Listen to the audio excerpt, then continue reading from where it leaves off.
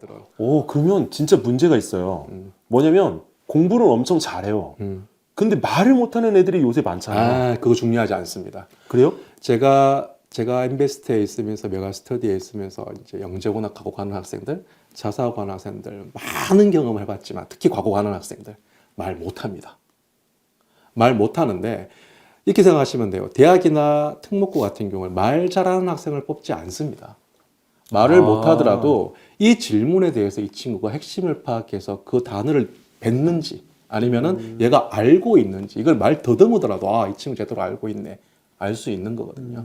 말 잘하는 거랑 면접을 잘 보는 거랑은 차이가 큽니다. 어머님들 들으셨죠? 네. 이 얘기가 엄청 이제 어머님들이 그 가슴 깊이 와닿으셔야 되는 이야기인데 뭐냐면 친구들이 이제 학년이 올라가면서 말 수가 굉장히 줄어들거든요. 근데 줄어드는데 말 잘하는 것의 의미가 서로 이게 입장 차이가 좀 다른 거예요. 그래서 그렇죠. 예, 부모님들이 느끼시는 말의 그 잘함과 학원 입장에서 아이들을 가르치면서 말의 잘함은 다른데 저는 개인적으로 이 부분에 대해서 딱 한 가지만 찝어드리면 좀 질문을 잘하는 아이.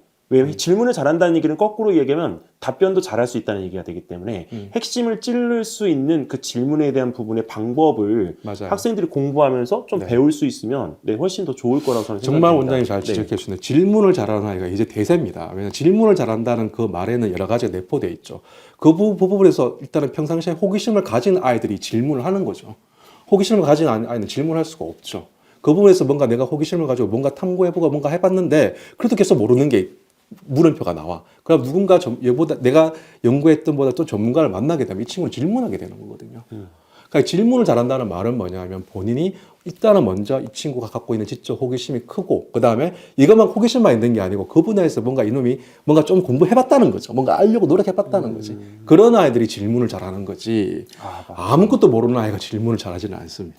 그렇죠. 그러니까 어느 정도 학습이 그래도 자기 그렇죠. 이해도가 뛰어난 친구들이 그렇죠. 이제 그 부분에 대한 어떤 해답을 구할 수 있는 질문들을 이렇게 잘 던질 수 있다라고 그렇죠. 하는 얘기로 좀 정리를 하면 될 것 같습니다. 네. 그러면 지금 이제 그 특목고 학생들을 정말 많이 배출을 하셨잖아요. 인베스트를 네, 하셨죠. 네. 네. 그러니까 근데 이 부분 중에서 어머님들이 그 이야기를 하실 때 뭐 영재고나 과고나 자사고 준비할 때 뭐 교과는 뭐 당연히 해야 되는 거고 네. 비교과 활동이나 이런 부분들을 해야 되는지 물어보시거든요. 중학교 때, 그죠? 네. 그러니까 저희들은 이건 제가 자신 있게 말씀을 드릴 수 있어요. 왜냐하면 저희들이 지금 몇천 명이나 거의 10,000명 이상이 되는 합격생들 데이터를 다 가지고 있는 상황이기 때문에 이게 또 막 10년 전이랑 또 최근 3년 전 조금 약간 패턴이 많이 달라졌어요. 많이 달라지는데 실질적으로 중학교 학생부가 그렇게 막 고등학교 학생부처럼 막 이렇게 뭐라고 해야 돼 화려하지는 않습니다. 그렇죠. 왜냐하면 딱 보시면 보세요. 중학생들 중에 특목고 자사고를 가겠다는 아이들 끽해봤자 그 학교에서 5% 정도 되는 아이들이 5% 6%밖에 안 돼.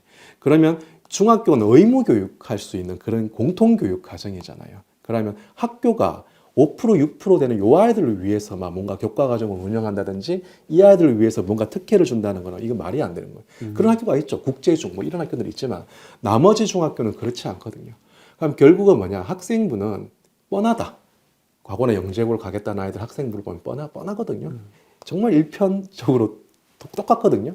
그럼 학생부에서 변별을 내지는 않습니다. 영재고 가고 특히 영재고 같은 경우에는 학생부가 중요하진 않고요.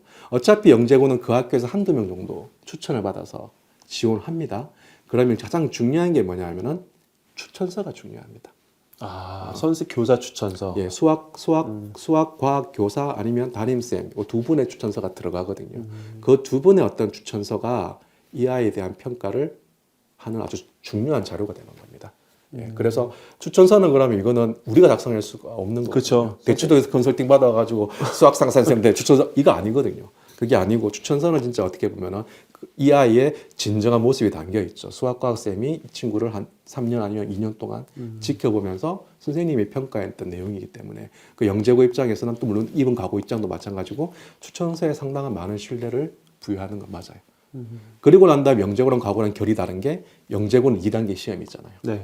그래서 추천서 받고 이 친구 괜찮네 합격 서류에서 합격 추천서에서 뭔가 떳떳하는 거 있으면 100% 떨어집니다. 자기소개서를 아무리 잘 적어도 필요 없어요.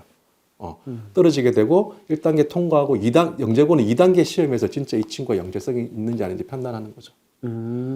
그러면 이제 저희가 그 많은 오해의 소지가 있는 단계가 서류 전형 단계거든요. 맞아요. 근데 서류 전형 단계에서 이제 뭐 밑자료를 갖다 넣는다든지, 네. 그다음에 또 내신 성적에 대한 부분들을 이렇게 보여줄 수 있는 생기부를 갖다 준비해서 넣는다든지, 네. 그리고 나서 이제 또 추천서 이렇게 들어가는데 그 딱 세 가지 항목에 대한 부분에 보면 1순위가 추천서, 맞아요. 네, 그다음에 2순위가 자기소개서. 자기소개서.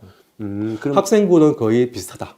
큰 차이가 없다. 그러면 일단은 만약에 내가 1차에서 떨어졌다라고 한다면 추천서다. 그렇죠. 그러면 추천서다. 이런 경우에는 사실 그 부모님들이 그 추천서를 받았던 선생님에 대한 어떤 회피적인 부분도 생길 수가 있는 이야기거든요. 이거는 뭐 선생님의 어떤 그게 아니고 우리 아이의 문제인 거죠.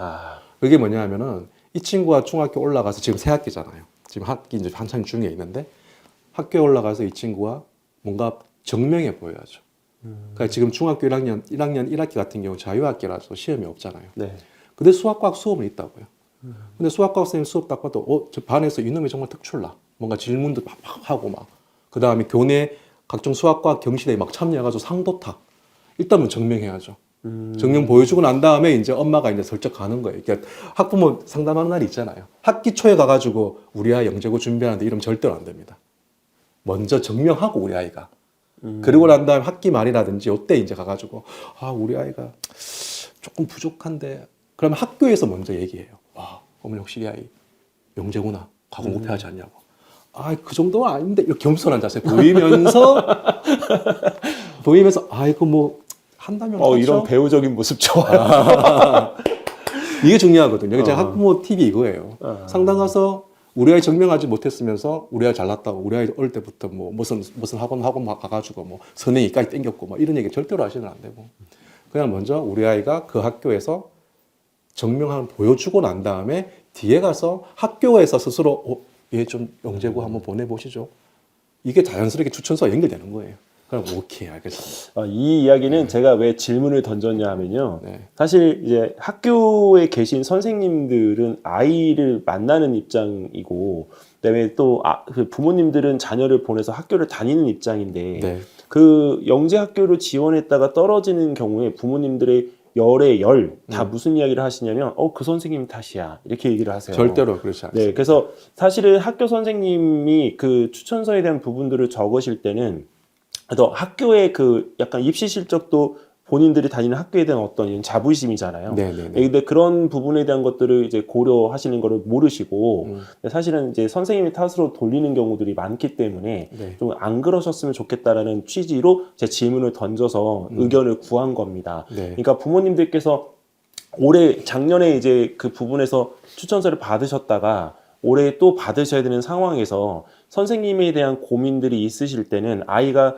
전년도와 올해 약간 그런 변화적인 부분들이 있다면 선생님께서도 눈여겨보실 거기 때문에 그럼요. 네, 그 부분에 대한 걸 감안하셔서 추천서를 받으러 가셨으면 좋겠습니다. 왜냐면 네. 두렵다고 해서 그거를 만약에 손을 못 내밀면 내가 얻을 수 있는 것도 없잖아요. 네, 맞아요. 그러니까 자녀의 변화적인 모습에 대한 부분에 좀 이렇게 힘을 써주시는 게 지금의 그 영재학교, 그다음에 과학고등학교 가는 데 있어서 좀 도움이 네. 될 거라고 저는 생각을 합니다. 네. 자, 그러면 여기서 보통 이제 그 소장님께 컨설팅을 이렇게 아이들이 받으러 오잖아요. 네. 그럼 대부분 어떤 부분을 중점적으로 이렇게 해주시나요? 일단은 가장 중요한 게 이 친구가 목표하는 고등학교가 어디냐. 물론 그 이전에 앞서서 이 친구가 목표하는 대학은 어디냐에 따라서 다르거든요. 목표하는 대학이 나오곤다 한다면은 고등학교 선택이라는 부분에 대해서 이제 방향을 잡아줘야 되고 그 다음에 학생이죠. 네가 지금 어떤 상태로 지금 공부하고 있는지 이걸 점검하고 난 다음에 소위 말하는 로드맵이죠. 로드맵이라고 하거든요. 고등학교 선택을 내가 좀 더 좋은 고등학교, 소위 말하는 특목고 자사고를 목표한다고 한다면 중학교 3년이 정말 중요하거든요. 그러면은 그 고등학교 선택에 어떤 컨설팅에 조금 효과가 있다라고 한다면 지금 초등학교, 초등학교 6학년이라든지 중학교 이제 올라가기 전에 요때 이제 상담을 통해서 중학교 3년의 로드맵을 잡는 게 중요합니다. 그 시기에 절대 놓쳐서는 안 될 것 같고요. 그럼 그 시기에 아이들한테 정확하게 어떤 진학에 대한 어떤 방향을 딱 정해주면 중학교 3년, 중2병 없이 이 아이는 목표로 해서 열심히 달려가거든요. 근데 그게 아니라 중학교 2학년, 3학년 때쯤에 만나면은 놓친 게 너무 많죠. 그러면 결국은 선택할 수 있는 폭이 적기 때문에 가장 기본은 이제 목표하는 대학이 어디냐, 그 그 다음에 그에 따른 고등학교 선택 정확하게 얘기해 주셔야 되고, 그 다음에 지금의 내 공부 상태 이거를 정확하게 점검해 주면서 방향을 잡아주는 게 가장 좋습니다. 혹자들이 이런 얘기 하거든요. 뭐 진로 적성 검사, 막 여러 다양한 뭐 검사들이 있잖아요. 물론 좋습니다. 그거보다는 그 적성 검사, 뭐 여러 가지 어떤 뭐 IQ 비슷한 검사, 뭐 이런 진로 적성 검사 이건 참고일 뿐이고, 중요한 거는 이 아이가 지금 현재 어떻게 공부하고 있는지, 저는 이게 중요하다고 보거든요. 네. 그러면 아이하고 대화를 할 수 있는 그런 형태의 그 시간과 과정이 많아야 되겠네요. 그럼요. 아이를 정확하게 파악을 할 수 있는 부모일수록 입시에서 유리하다 이렇게 생각합니다. 그럼요. 정말 중요합니다. 근데 대부분의 부모님들은 학원 보내시고 숙제 안 했는지 이런 것들만 관리를 하시고 네. 네, 그냥 어느 과정 끝나자마자 바로 학원으로 바로 옮겨서 이태 보고 네. 네, 거기 학원에 가면 된다 이렇게 생각들을 하시잖아요. 네, 그게 어떻게 보면 최소 기준인 거죠. 그것만도 만족해서는 절대로 안 되고, 이 아이가 과연 이 학원에서 지금 잘 가고 있는지, 학원에서는 잘 가고 있다고 얘기를 할 거예요. 근데 그걸 꼼꼼하게 보셔야 돼요. 이 친구가 진짜 오늘 수업 들었는 거를 이렇게 완벽하진 않지만 뭔가 소화하면서 뭔가 가고 있는 건지, 아니면 그냥 엄마 보내니까 가가지고 그냥 하고 그냥 그날 입태 잘 보기 위해서 그날 바짝 공부하고 그냥 그게 이 친구가 학원 외적인 시간에 평상시에 이 친구가 어떤 태도로 공부하는가에 따라서 완전히 다르거든요. 그러니까 이런 아이들이 있어요. 어머, 내 학원에서 공부 다 하고 왔어. 그럼 얘는 어떻게 말짱 꽝인가 봅니다. 이 아이는 그냥 편안하게 그냥 학원 보내시지 마시고 그냥 편안하게 일방에 보내요. 그냥 편안한 대학 보내시면 되고, 그게 아니라 학원 갔다 와서 이 친구가 뭔가 내가 학원에서 배웠던 거를 뭔가 추가적으로 뭔가 공부하기 위해서 뭔가 본인이 어떤 다른 비슷한 교재를 사가지고 뭔가 풀어본다라든지 뭔가 이런 식으로 뭔가 이거 그 외적인 부분에서 이 친구가 뭔가 자기 스스로가 뭔가 하려고 하는 어떤 의지와 태도가 보이는 학생들은 그 아이는 굳이 어머님이 관여 안 하셔도 됩니다. 알아서 잘 갑니다. 근데 이런 게 중요하거든요. 그러니까 학원 보낸다는 게 다가 아닌 겁니다. 특히 영어 학원 더더욱 그렇죠. 영어 학원 가면은 단어 암기 안 하면은 집에 안 보내죠. 요거 시험 테스트 못하면 안 보내죠. 그럼 그 아이들은 그것만 집중을 하지, 그거 끝났으면 이 아이들은 단어 다 암기했다고 착각합니다. 절대로 아니거든요. 오늘 외웠던 거 또 내일도 외워야 되고 반복적으로 외워야 되거든. 근데 그렇지 않거든요.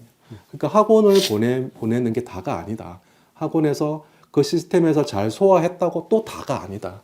면밀하게 이 친구 그 외적인 시간을 과연 얘가 어떤 형태로 보내는지 보시는 게, 이 친구가 진짜 소위 말하면 최상위권 대학을 갈 수 있는 아이구나 없는 아이구나, 이게 딱 갈리게 됩니다. 그러면 학년이 위로 올라갈수록 학원의 개수가 일정 부분 줄어드는 거는 올바르다고 생각하시나요? 저는 정말 올바로. 네, 어머님 들으셨죠? 정말. 네, 이 부분에 대한 이야기는 자기 공부 시간이 적절하게 있어야 됩니다. 근데 특목고가 유리한 부분도 학생들이 공부를 자기가 스스로가 할 수 있는 기숙사 생활을 하기 때문에 더 유리한 거예요. 근데 가끔 가다가 이제 보면 내 아이가 소중하니까 기숙사 보내는 게 너무 싫어서 주변에 있는 일반 고등학교를 보내시는 부모님들도 계시거든요. 근데 이런 점에서 놓고 보면 네, 어머님들께서 한 번쯤은 다시 고민을 좀 해봐 주시는 게 어떨까 저는 생각을 합니다. 네.